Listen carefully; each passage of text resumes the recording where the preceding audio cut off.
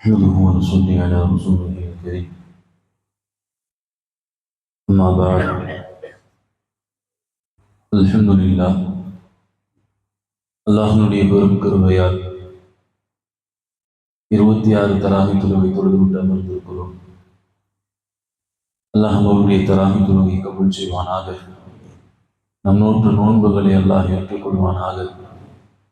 மீதம் இருக்கக்கூடிய நாளிலே ஆரோக்கியமாக நோன்பு வைப்பதற்கும் அதிகமாக இபாதத்து செய்வதற்கும் அல்லாஹ் தௌஃபீக் செய்வானாக. லைலத்துல் கத்ருடைய இரவை அடையக்கூடிய நசீபை தந்தருள்வானாக. இன்றைக்கு ஓதப்பட்ட சூறாக்களில் அல்லாஹ் நிறைய இடங்களில் மறுமை சம்பந்தப்பட்ட விஷயங்களை சொல்லி காட்டுகிறான். மறுமையில் நடக்கக்கூடிய காட்சிகள். பொதுவாக விஞ்ஞானங்கள் அதிகமாக வளர்ந்து வரக்கூடிய ஒரு காலகட்டத்தில் இன்றைக்குள்ள வாலிபர்களுக்கு மறுமை சம்பந்தமான நிறைய சந்தேகங்கள் வந்து விடுகிறது. அது எப்படி அல்லாஹ் எழுப்புவான்? கபூர்ல எல்லாம் மண்ணோடு மண்ணா போயிருது, அல்லாஹ் எழுப்புவானா? இப்படியெல்லாம் பல்வேறு சந்தேகங்களுக்கு பதிலாக இன்றைக்கு ஓதப்பட்ட சூறாக்களில் அல்லாஹ் நிறைய இடங்களில் மறுமையில் அல்லாஹ் எழுப்புவதையும் அங்கே மறுமையில் நடக்கக்கூடிய விஷயங்களையும் அல்லாஹ் சொல்லுகிறான். ஓதப்பட்ட சூறாக்களில் வருகிறது, யௌமலா யன்ஃபஉ மாலும் வலா பனூன். மறுமை என்பது பயங்கரமான ஒன்று.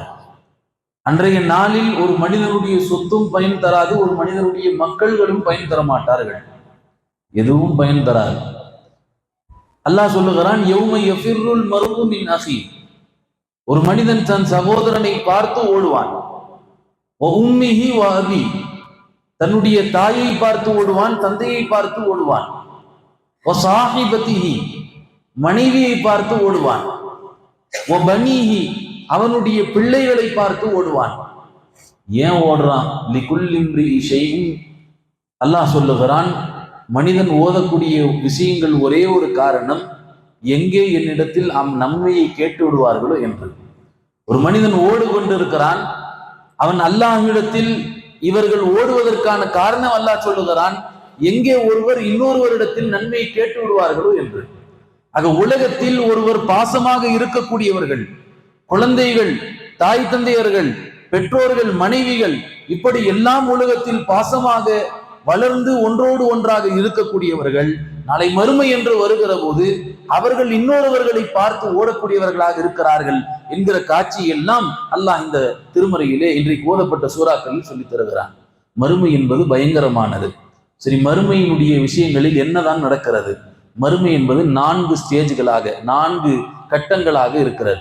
முதலாவது ஸ்டேஜ், முதலாவது கட்டம், முதலாவது அல்லாஹ் சூர் ஊதுகிறான். 2 சூர் ஊதப்படுகிறது. முதலாவது சூரில் ஒட்டுமொத்த உலகத்தையும் அல்லாஹ் அழித்து விடுகிறான். என்ன இருக்குதோ அல்லாஹ் படைச்ச அத்தனை படைப்புகளையும் அல்லாஹ் அழிக்கிறான். உலகத்துல அல்லாஹ் படைச்ச, அல்லாஹ் சொல்லுகிறான், குல்லு ஷைஇன் ஹாலிகுன் இல்லா வஜ்ஹா.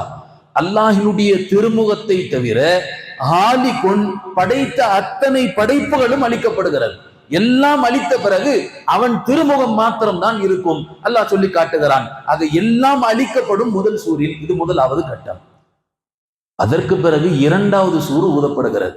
2வது சூர் ஊதப்படுகிறது. ஹதீஸ்களில் வருகிறது 40 என்பதாக வருகிறது. பெருமானா ஹஜ்ரத் இப்னு அப்பாஸ் அவர்கள் சொல்லுகிறார்கள், பெருமானா ஸல்லல்லாஹு அலைஹி வஸல்லம் 40 ஆண்டுகள் என்று சொன்னார்களா, அல்லது 40 வருடங்கள் 40 மாதங்கள் என்று சொன்னார்களா என்று எனக்கு நினைவில்லை. ஆக ஏதோ ஒன்று 40 என்பதாக அல்லாஹ்வுடைய தூதர் சொன்னார்கள். ஒரு சூருக்கும் இன்னொரு சூருக்கும் மத்தியில் 40 வருடங்களாக இருந்தாலும் 2வது சூர் ஊதப்படுகிறது. எல்லா மனிதர்களும் கபரிலிருந்து எழுகிறார்கள். அவரவர்கள் எப்படி அடக்கப்பட்டார்களோ கபரிலிருந்து எழுகிறார்கள். அல்லாஹ் சில பேர் எரிக்கப்பட்டவர்கள் எல்லாம் சாம்பலோடு நிலையில், கபரில் அடக்கப்பட்டவர்கள் எல்லாம் மண்ணோடு கபூரிலிருந்து எழுகிறார்கள். இன்னும் சொல்ல போனால் அவர்கள் எப்படி எழுகிறார்கள் என்பதை 2வது கட்டமாக சொல்லப்படுகிறது. எந்த நிலையில் வஃபாத்தானார்களோ அந்த நிலையில் எழுப்பப்படுகிறார்கள். சில பேர் ஷஹீதா மௌத்தானவங்கள்லாம் இரத்த வாடையோடு எந்திரிக்கிறாங்க. அதே ட்ரெஸ், அதே இரத்த போர்க்களத்தில் பட்ட அந்த காயங்களோடு ஷஹீதுகள் எல்லாம் எழுந்துக்கிறார்கள். ஹஜ்ஜில மௌத்தானவங்கள்லாம் தல்பியா ஊதிக்கிட்டே எந்திரிப்பாங்களாம். லப்பைக் அல்லாஹும்ம லப்பைக் லா ஷரீக லக லப்பைக் என்கிற ஹஜ்ஜில் வஃபாத்தானவர்கள் எல்லாம் தல்பியா ஓதிய நிலையில். ஏனென்றால் ஒரு அடையாளம் வேண்டும். நாங்கள் இப்படிதான் இந்த உலகத்தில் வஃபாத்தானோம். ஷஹீதுகள் இரத்தவாடியோடு எந்திருக்கிறார்கள், ஹஜ்ஜில் மௌத்தானவர்கள் தல்பியாவோடு எந்திருக்கிறார்கள். ஆக இரண்டாவது கட்டமாக மறுமையில் அவர் உலகத்தில் எப்படி வஃபாத்தானார்களோ அப்படிதான் மறுமையில் எழுப்பப்படுகிறார்கள் என்பதாக அல் பெருமானா ஸல்லல்லாஹு அலைஹி வஸல்லம் சொன்னார்கள். ஆக உலகத்துல எப்படி வாழ்ந்து மௌத்தாகிறார்களோ அல்லாஹ் சொல்லுகிறான். இன்றைக்கு ஓதப்பட்ட வசனங்கள் வருகிறது. சில பேர் முகமெல்லாம் செவத்த நிலையில் எழுந்திருப்பார்கள், சில பேர் முகமெல்லாம் கருத்த நிலையில் எழுந்திருப்பார்கள். இது எதுவும் நிறம் கிடையாது. சில பேர் வெள்ளையாக்குறான், அல்லாஹ் கருப்பாக்குறான். நிறம் அல்ல, நிறத்தை தாண்டி உலகத்தில் வாழ்ந்ததற்கான அடையாளத்தை அல்லாஹ் மறுமையில் எழுப்பப்படுகிற போது அவர்களுடைய முகத்தில் அல்லாஹ் காட்டுகிறான். சில பேர் முகம் செவந்த நிலையில், சில பேர் முகம் கருத்த நிலையில் மறுமையில் எழுப்பப்படுகிறார்கள். இது அல்லாஹ் எழுப்பப்படுகிற இரண்டாவது கட்டம். பெருமானா ஸல்லல்லாஹு அலைஹி வஸல்லம் சொன்னார்கள், யுஹ்ஷருன் நாஸி யௌமல் கியாமத்தி ஹுஃபாத்தன் உராத்தன். ஒரு மனிதன் மறுமையில் எழுப்பப்படுகிற போது பிறக்கிற போது எப்படி பிறந்தானோ அதே நிலையில் எழுப்பப்படுகிறான். ஆடை இல்லாத நிலையில், ஆடை இல்லாத நிலையில், செருப்புகள் இல்லாத நிலையில், ஹத்னா செய்யப்படாத நிலையில் பிறக்கிற போது ஒரு குழந்தை எப்படி இந்த பூமிக்கு வருகிறதோ அதுபோல் தான் மறுமையில் எழுப்பப்படுகிறான் என்று பெருமானா ஸல்லல்லாஹு அலைஹி வஸல்லம் அவர்கள் சொன்ன உடனே அன்னை ஆயிஷா ரலியல்லாஹு அன்ஹா கேட்டாங்க, யா ரசூலுல்லாஹ் எல்லாம் அமனமா இருப்பாங்களே, திறந்த மேனியா இருப்பார்கள், ஒருவர் இன்னொருத்தவர்களை பாத்திர மாட்டாங்களா? அவரவர்களுடைய அவுரத்துகள் மறைவிடங்கள் மூடப்படாமல் இருக்குமே, ஒருவருடைய மறைவிடம் இன்னொருவர் பார்க்காமல் இருந்து விடுவார்களா என்று கேட்ட கேள்விக்கு பெருமானார் சொன்னார்கள், அன்றைய நாள் பயங்கரமானது. அவர்கள் தன் காரியத்தை தான் யோசிப்பார்களே தவிர அடுத்தவர்களை பார்ப்பதற்கான நேரம் எல்லாம் இருக்காது. நீங்க பாக்குறோமா இல்லையா, பாக்கெட்ல சாய் வச்சுக்கிட்டு ஊடு முழுக்க தேடுவார். ஏன் பதட்டம்? வேலையினுடைய ஒரு அவசரம்.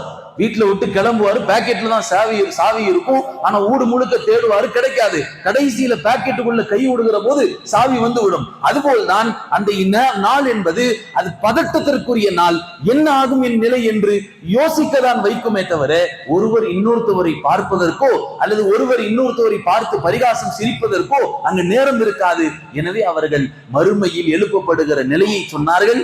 எப்படி பிறக்கிற போது ஒரு குழந்தை பிறந்து இந்த பூமி வருகிறதோ அதுபோல்தான் மறுமையில் எழுப்பப்படுகிறார்கள் என்பதாக சொன்னார்கள். ஆக இது இரண்டாவது கட்டம். மூன்றாவது கட்டம், மிக முக்கியமான கட்டம், அல்லாஹ் விசாரணைக்கு ஒட்டுமொத்த மக்களையும் அழைத்து வருகிறான். அல்லாஹினுடைய விசாரணை இன்றைக்கு ஓதப்பட்டது. அல்லாஹ் சொல்லுகிறான், பெருமானா ஸல்லல்லாஹு அலைஹி வஸல்லம் அவர்கள் சொன்னார்கள், சில பேருக்கு அல்லாஹ் லேசான கேள்வியை கேட்பான். லேசான கேள்வி. ஆயிஷா அம்மையார் உடனே கேட்டாங்க, யார சொல்ல லேசான கேள்வினா என்ன? அல்லாஹ் கேட்டாலே கஷ்டம்தான், லேசான கேள்வினா என்ன? பெருமானா ஸல்லல்லாஹு அலைஹி வஸல்லம் சொன்னார்கள், சில பேருடைய ஆமால் நாமானுடைய பட்டியல் இப்படி அல்லாஹ் காட்டி விட்டு அவர்களை மன்னித்து அல்லாஹ் சொர்க்கத்துக்கு அனுப்பி விடுவான். இதுதான் லேசான கேள்வி. உன்னுடைய பாவங்கள் இவ்வளவு இருக்கிறது, உன்னுடைய அமல்கள் இவ்வளவு குறைந்து இருக்கிறது, நிறைய பாவங்கள் இருக்கிறது, ஆனால் அமல் குறைவாக இருக்கிறது. அவன் நடுங்கிக் கொண்டு நிற்பான், என்னுடைய நிலை என்ன ஆகுமோ என்று தெரியாமல் யோசிக்கிற நிலையில் இருக்கிற போது அல்லாஹ் சொல்லுவான், உன்னை நான் மன்னித்து விட்டேன், நீ போர் சொர்க்கத்திற்கு என்றாக சொல்லுவான். பெருமானா சொன்னார்கள், இதுதான் லேசான கேள்வி. இந்த கேள்வியை கேட்ட பிறகு அவங்க எப்படி போறார்கள் தெரியுமா? சிரித்த நடியில், என் ரப்பு என்ன மன்னிச்சுட்டான், என் அல்லாஹ் என்ன மன்னிச்சுட்டான் என்று சிரித்த வண்ணமாக அவர்கள் ஓடுகிறார்கள் சொர்க்கத்திற்கு பக்கம் என்பதாக அல்லாஹ் சொல்லி காட்டுகிறான். அருமையானவர்களே, இது மூன்றாவது ஸ்டேஜ். நான்காவது ஸ்டேஜ் மிக முக்கியமாக கேள்வி கணக்கு முடிந்த பிறகு அவர்களுக்கு அவர்களுடைய பட்டோலை சில பேருக்கு வலது கையில் கொடுக்கப்படுகிறது, சில பேருக்கு இடது கையில் கொடுக்கப்படுகிறது. அல்லாஹ் யாருக்கு வலது கையில் கொடுத்தானோ அவர்களுக்கு வெற்றி. நேற்றைய ஓதிய தினத்திலும் அல்-ஹாக்கா சூராவில் வந்தது,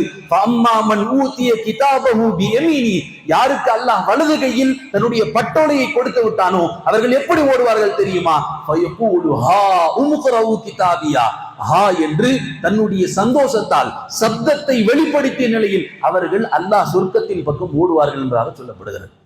பட்டோலையை வலது கையில வாங்கின உடனே சந்தோஷம், என்ற சப்தம். சில நேரங்களில் சந்தோஷத்துல சப்தமா சிரிப்போமா இல்லையா? அதே வார்த்தையை அல்லாஹ் திருமறையில் சொல்லுகிறான், சப்தத்தோடு சிரித்த நிலையில் அவர்கள் சொர்க்கத்திற்குள் நுழைவார்கள். இது 4வது கட்டம். அல்லாஹ் சில பேருக்கு இடது கையில் கொடுக்கிறான். அல்லாஹ் நம் எல்லோரையும் பாதுகாப்பானாக. இடது கையில் கொடுத்து விட்டால் என்ன ஆகுகிறது? அவர்களை முகம் குப்பர அல்லாஹ் நரகத்தில் சில மலக்குகள் இழுத்து சென்று விட்டு விடுகிறார்கள். இதுதான் மறுமையில் ஏற்படக்கூடிய 4 கட்டங்கள். இதுதான் மறுமையில் நடக்கும் என்பதாக இன்றைக்கு ஓதப்பட்ட வசனங்களில் நாம் ஓதி இருக்கிறோம். வல்ல ரஹ்மான் நல்ல நசீபை, நல்ல மௌத்தை அல்லாஹ் நம் அனைவருக்கும் தந்தருவானாக.